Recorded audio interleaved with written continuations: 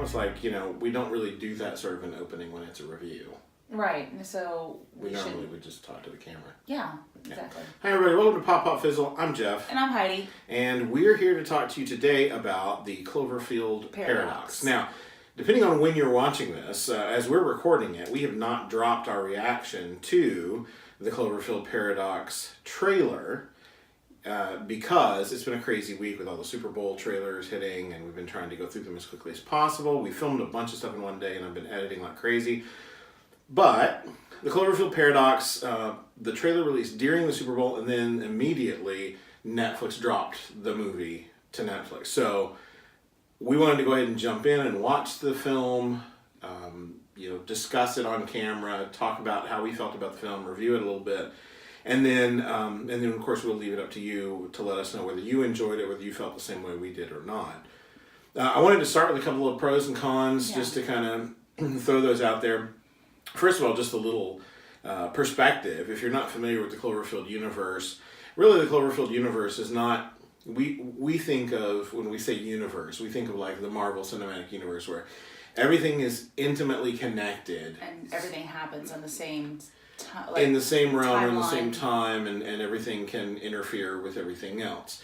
This is not the case with the Cloverfield universe. The original Cloverfield movie dropped in, I believe, 2008. Yes. And it was kind of a surprise. Like, there was a marketing campaign where people didn't really know what it was going to be. Mm-hmm. It was kind of like a found footage. I think people were sort of thinking it was kind of like they're trying to glom onto the whole Godzilla stuff that was kind of happening at that time. So. Right, and the whole first person POV thing was kind of as far as the shaky cam work and all that stuff, that kind of was made big after the Blair Witch Project. So this was just kind of a way of, some people just thought it was just they're glomming onto that sort of notion as well, but putting it more toward a monster movie or whatever. And we didn't really know it was going to be a monster movie until we saw the finished product. Yeah. We kind of guessed. I mean, there were some hints, but yeah, so we didn't know what it was going to be. So J.J. Abrams and his company put that out. I believe Matt Reeves, who has kind of become more known for his Planet of the Apes stuff. Mm-hmm. He's done this latest trilogy. He was the one behind that original movie and did a great job with that. And then they followed that up with 10 Cloverfield Lane, which wasn't really a direct sequel. I think J.J. Abrams in an interview said that it was a blood relative to the original Cloverfield. So in his eyes, they may have contained some of the same elements, but they weren't intimately connected. It wasn't a direct sequel or prequel or anything along those lines. Just know that it needed to have the same sort of feeling, same sort of... Right. And because J.J. Abrams and Bad Robot were behind all these, there are certain elements that cross over into them that aren't necessarily binding them to a specific story structure. But this movie has been talked about for a while. It was originally going to be called God Particle, I believe, or at least that was the working title when it was being shopped around. It has been done for a while, and what I've been able to sort of ascertain by reading about it is that Paramount was a little bit worried about how it would perform. Some of the sci-fi movies that have hit recently haven't made as much as they had hoped. Yeah. And Paramount was not really in a position to take a loss on this film. So they made this deal with Netflix because it was an instant profit for them off of what they spent making the movie, and it put it in the public not domain, but public domain's a very specific thing, but no, in public side and in public consciousness, so that when the fourth Cloverfield movie, which is coming in October, of this year, 2018, Overlord apparently is what that one's called, that would it would spark some interest and some discussion to get people ready for that. So that is kind of the backstory to this. So it dropped to Netflix, and Netflix made what I think is a really cool decision to say, hey, here this is, and boom, we're dropping it right now, because that original Cloverfield movie, there was so much mystery about it. Right. And then 10 Cloverfield Lane, we knew it had the name Cloverfield in it, but we didn't know how it was connected, if it was connected, and they left all of that a mystery until it came out. So, again, this was a nice way of sort of keeping the mystery alive and not really letting people know what they were getting until boom, here it is, check it out. But also the instant gratification that Netflix always provides, which is providing the product in front of you as soon as you know it's going to be there, and then providing all of it. That's true, yeah. So that's actually very nice of Netflix to do. We love it when they do that for the series that they release. So we literally just finished watching this film maybe 20 minutes ago or so. So we just took a minute to grab a drink and get in here and get set up. So we're going to go over our thoughts right now. I'm going to throw out some pros and cons, but as I do that, I'm probably going to miss some things that you would want to point out. You toss some things back and we can discuss. The first pro for me, just as someone who loves storytelling anyway, was the universe building aspect of this film. Without going spoilery yet. There will be spoilers later. Yeah, we may have some spoiler discussion as we debate it or talk about it later. But we will be sure and warn you about that before we do that. But just this movie is sort of crucial in the overall world building for the continued franchise of Cloverfield, because it gives us an origin point of certain things that happen in those other movies. And because of the nature of it, without giving anything away, it certainly can impact those films no matter what time period, no matter what sort of setting they take place in, whether they lean more toward horror, whether they lean more toward sci-fi. This sort of runs the gamut of that. So I like that, the idea that they can expand this universe from a single point, but not in a way that boxes in what they can do. Right, and it definitely sets it so that the previous two movies aren't at all messed up by what they did with this particular movie, and then they can continue to build on from there. Right. And one of the things that can be tricky about universe building is that once you establish a timeline, once you establish, here's how things happen, then whoever tells the stories that follow that, or if someone goes back to tell a prequel, they still have to deal with what we know happened. Marvel Cinematic Universe is a great example for this. You show us Bucky Barnes in Captain America: The First Avenger, and we get to know this character, and we know what happened to him at a certain point, right? So when they come back and bring him back, spoilers if you haven't seen it, of course you have, Captain America: Winter Soldier, and we see him as the Winter Soldier, they had to make sure that they tied what happened to him in with what they had shown happened to him in that previous movie.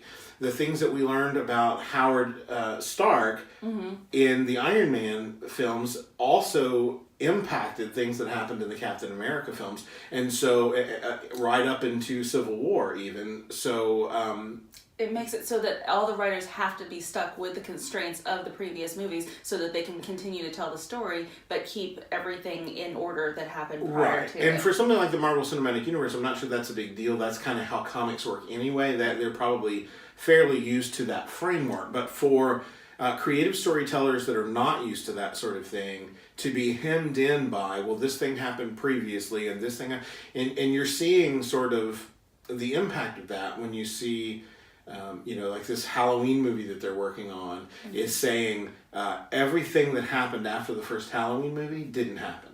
So this movie is actually the only sequel to that first Halloween. So they're doing away with movies and things because they don't want to have to worry about fitting them in. And so this happens, and it's happened quite a few times already, where they're just like, we're just going to ignore those movies and we're going to jump into this. And when that happens, for the people that have faithfully followed a franchise, that can be a difficult pill to swallow, and because kind of frustrating. You got invested in that story, and now they're saying it didn't happen. This, I thought, did a brilliant job of giving us that origin point, and yet doing it in a way that allows them free reign to tell whatever story they want to tell without having to be bound to a particular continuity or a particular framework or even a particular genre or history. They can do anything.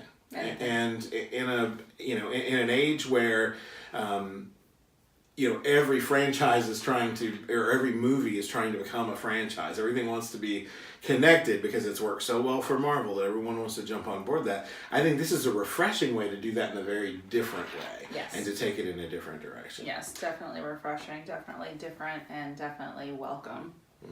So the next thing we wanted to talk about is the performances of the entire cast. And I'll have to say that everyone did a spectacular job. I mean, everyone told me their character, told me their character story, mindset, and background without spelling it out, and I believed who they were. I think the only thing that we both kind of agreed on, and this is a spoiler alert, there's a point in time where a character just loses an arm, and he just kind of moves on. It doesn't really seem to affect things a whole lot. He takes it in stride.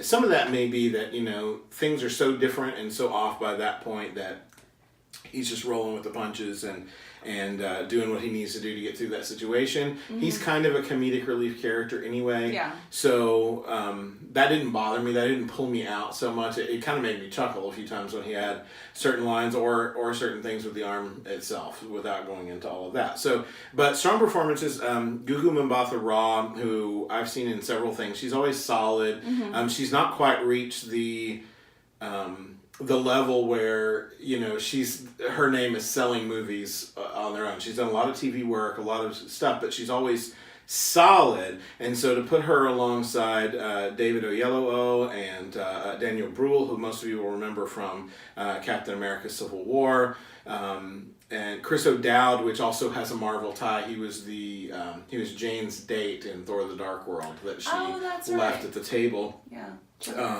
And Elizabeth Debicki, who we recently saw in, I'm going to forget the name of the series, Tom Hiddleston, The Spy Thing. Oh, yeah, The Night Manager. Right. Which was fantastic, by the way. Go check it out. Yes. So Elizabeth Debicki here playing the character of Jensen. There's a whole story there. We won't get into spoilers, but solid performances all the way around. Mm-hmm. You could tell that this movie was meant for the big screen. I think there was a little bit of, for me, a little bit of sadness that, probably some of those shots were meant to be enjoyed on a big screen. Yeah, definitely some of those shots but seeing them on Netflix, not quite the same. Still a really pretty movie, a really good movie. Like effects wise, cinematography wise, everything was nice and clean, nice and solid. It's a well done movie. I felt like. Yeah, there was nothing that took me out of it saying, "Oh, this is definitely low budget," because it definitely wasn't. And even when we went to even the sequences on Earth were all solidly done as well. Like they didn't cheap out on that side of it because they were spending all of their money on those shots in space and in the space station and that sort of thing. So that was nice. I mean, again, that's the sign of this is built for a big screen. A big screen by somebody like J.J. Abrams who's producing it. So I think all in all, it was a solid watch. Yeah. We had some cons. No movie's perfect, and we'll talk about those a little bit as well. But I definitely think it's worth a watch. If you have Netflix already, it's sitting there waiting for you. Why not check it out and see what you think? And if you like it, then let us know in the comments below. Let us know what you think about it. If you didn't like it, let us know that too. We want to hear from you and know what you thought about the film. Maybe some of the points that we bring up, whether they're pros or cons, maybe you'll disagree. Let us know. We can have a discussion about those things. But now we're going to go into just a few cons. Okay, now when we talk about cons, we're probably going to get into a little bit of spoiler territory. So if you haven't seen the film yet, this would be the point where you should stop watching and then just, come back to this video when you've watched the film and hear what we have to say about it. But there's really no way to talk about the cons of the film without spoiling a little bit. So this is your spoiler warning. Consider yourself warned. Okay. Not a lot of cons for this film. Like I said, I thought it was a pretty solid watch. Yeah. As with anything, there were a couple of just logical disconnects for me, things that maybe were answered in some draft of the script and just didn't make it into the final cut, and that happens. That's okay. That happens. But they still stood out, and so we're going to talk about them. So one, and you mentioned in the pros side of things when we're talking about performances, that one of those performances you felt like, we could be uncertain about it a time or two, not because it was a bad performance, but just because the comedy relief that he was bringing to it, which was Chris O'Dowd's character, Mundy. Mm-hmm. I enjoyed him as a character. I thought he was good in that mix of people, but because he took losing his arm in stride and joked about it even. Yeah, I mean, I get that, the whole movie up right after, the craziness that happened with the collider thing. Mm-hmm. Sorry. technical terms. I get that they said that everything is different, logic doesn't make any sense anymore, but even then, I would still be kind of traumatized if I lost an arm. And even though I would personally want to work towards getting to a solution, it would still be something that was bothering me. I don't know. Right. So it was. Well, and even beyond that the arm moved on its own, seemed to have a bit of a mind of its own, and actually gave them a message that it wrote down with like a paint pen. There was no explanation as to how that could happen. Yeah, like, I understood the whole universes colliding aspect of this story, but what exactly could make an arm think and move and act on its own and know how to write by itself? Yeah, there was really muscle memory. I get it, but it didn't know how is it. No, right. There was really no explanation for any of that offered, and maybe it was just meant to be just something to move the plot along. Right, and maybe they didn't think that would be a big deal. I think, even watching it on Netflix and not sitting in a theater having paid money to see it, it still pulled me out just a little bit. Like, I'm not sure about that move. I didn't buy that at all. I'm sorry. Yeah. Yeah, that just was a poor way to move the plot along. And while we're on to the whole universes colliding and it affecting everything and everything being topsy-turvy, the notion that the character of, was it Volkov? Yes. Was that his name? That there was really no explanation given for the worm's situation in his head. Or why he decided to make a gun with the printer. Or, because it almost seemed like he was talking to somebody.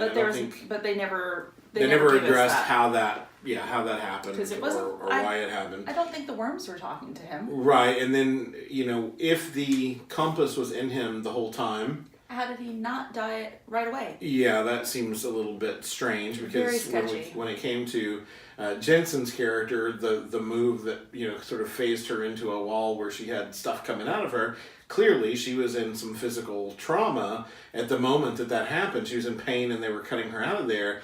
But he had a whole compass inside of him and didn't feel or feel any sort of physical trauma. With the worms just kind of in him. That all didn't really make a whole lot of sense to me. Yeah, that was, again, I didn't buy it. However, we say that, but also, we're talking about Cloverfield, in which there are mysterious monsters that don't really seem to have an origin, that are just showing up and stuff as well. So it may just be that almost like a hell dimension or a something, where any bad dream scenario can sort of happen, and that bled into their universe a little bit. So, I can wave that stuff away. I'm not too concerned about it. It didn't keep me from enjoying the movie. No. It just didn't really get an explanation. Yeah, it needed something else. I get that there was chaos, but it still needed some sort of way to say how that happened. And then while we're on the character of Jensen being phased into the station along with everyone else, she had pipes, wires, power lines, all sorts of things coming in and out of her, and then she was fine. Yeah, she was chasing after folks toward the end of the film like she'd been training for a marathon and not was a mark ready on her. to roll.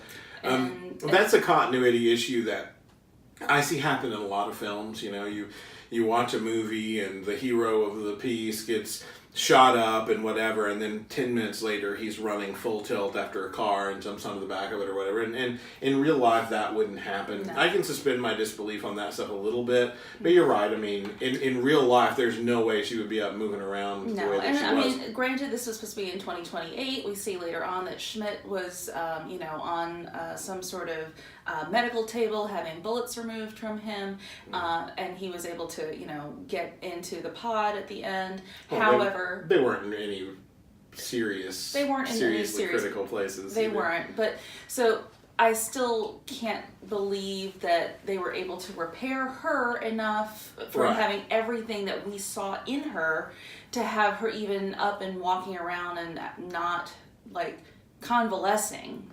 Instead, she was, yelling out orders at them while they were trying to release that gyroscope. And that's an easy fix. If you notice something like that in the edit, that's an easy fix, because you've already had, earlier in the film, you had a montage where they showed time passing over a tremendous amount of time. So you went from day 1 or day 2 or day 6 or whatever to day 600 and something. And it's like you could have given us some indicator of how much time passed after they moved into another universe, because they really didn't. No, they like stopped, it all happened on the same day. Yeah, they stopped letting us know. And so if they would have given some time, then maybe I could buy her up running around or whatever, but they didn't really give us any context for that.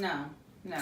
So it was definitely not a buy-in for me on that. So I love movies that can be entertaining, that I can watch, several times, and certainly this was very entertaining, but there were several things where my disbelief was not suspended. Yeah. And then one of the logical fallacies for me that kind of jumped out at me was at one point in the movie when Hamilton realizes, this is Gugu Mbatha-Raw's character, realizes that her family is still alive in this other universe and didn't die, then she makes the decision that she wants to go to Earth. She wants to help get her crew home, but she wants to return to this Earth that is not hers because her children are alive there. And when she's questioned about it by the mission commander, Keel, he says to her, that's not your family, which was, of course, that was my first thing. There is a you there. They have a mother. They have a mother. Why would you go there? And then she throws out, well, I want to save them. It's not that I just want to see them. I want to save them from what happened, because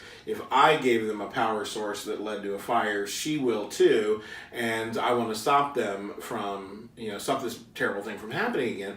Which I understand I understand the feeling of that, but nobody thought to say, or mission commander didn't think to say, Jensen didn't think to say, she didn't think of herself, the notion that she didn't have to return to Earth to make that happen. We saw video signals being sent, and if she couldn't send it because transmissions were down, that was something she could have given to Jensen, because she was expecting to send Jensen back to Earth. Right. She could have made a videotape of herself explaining what happens, sent it with Jensen, and sent it back to Earth, and then saved her family. Yeah, that is exactly what I said in that moment when we saw it in the movie. I said, or you could just make a video. Right. You don't need to go there. And the fact that you have these people on a space station that are supposed to be the best and brightest in order to make this thing work, did not think that you don't have to go and do this yourself.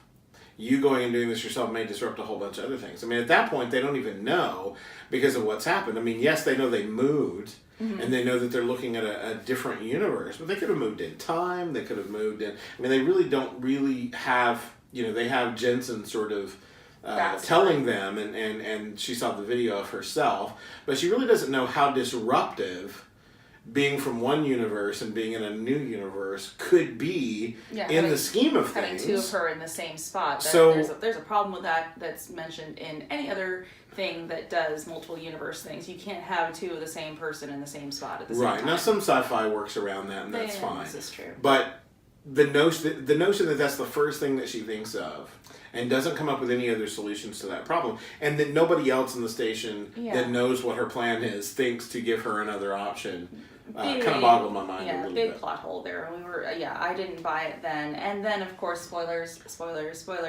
At the end, that is exactly what she did. I don't understand why that needed to be something that happened. Yeah, because it made a character who we already saw as being smart and capable and pretty fearless. I mean, to leave her husband behind and spend that kind of time there doing what she was doing and carrying the kind of weight and regret that she was carrying with her. She had already given a strong performance and seemed like a strong, capable woman and character in her own right. And then that moment kind of made her feel a little bit less than what we thought she was, because it seemed like such an obvious... Duh. Yeah. Seriously. It's a nice way of putting it. Right. Yeah. So, but for the most part, like we said, we did enjoy this movie. It was definitely entertaining. It's love that it definitely expands the Cloverfield universe, or the Cloververse, as some other people have started calling it. It gives license to anybody else who's walking into the franchise to create something new and interesting, and it could just be a part of this whole multiverse. So this is the first time we're looking at something that's doing a multiverse. So it's really... interesting. I actually personally did not know that there was something coming out in October of this year. So I didn't either, actually. So now I'm really excited for what's coming up next, and I feel like the studios did a really good service to their franchise by making this available to anybody who has Netflix, because that'll just make it even more in reach to see what's happening in October. And it's not going to be, outside of the realm of what they already know from the other two movies. Right, and hopefully it'll whet the appetite for viewers to, delve into the franchise a little bit deeper without the investment of going to a theater and buying the popcorn and the drinks and the whole deal. Which we still love. We still love to do that, absolutely.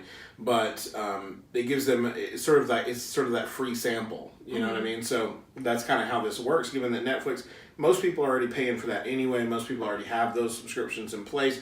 So this was just kind of almost like a free gift. Like, here, surprise! Here's a new Cloverfield movie, and then we have another one coming in October. That may work out pretty well for the movie in October for Overlord. It's an interesting, great marketing tactic, actually. Right. So, kudos. And you can't blame Paramount for feeling a little bit iffy about it, given some of the performances of sci-fi movies in the last couple of years, and given the fact that these movies are a huge investment. When you get to the point where you start marketing, that's like paying for the movie all over again. They spend a ton of money when they market. Yep. So this model saved them from having to spend that marketing money to make this thing happen. And Netflix got a cool new release available and got to do something pretty cool on Super Bowl Sunday to bring a little bit of attention to Netflix. So I think it worked out pretty well for everybody. Yeah, so...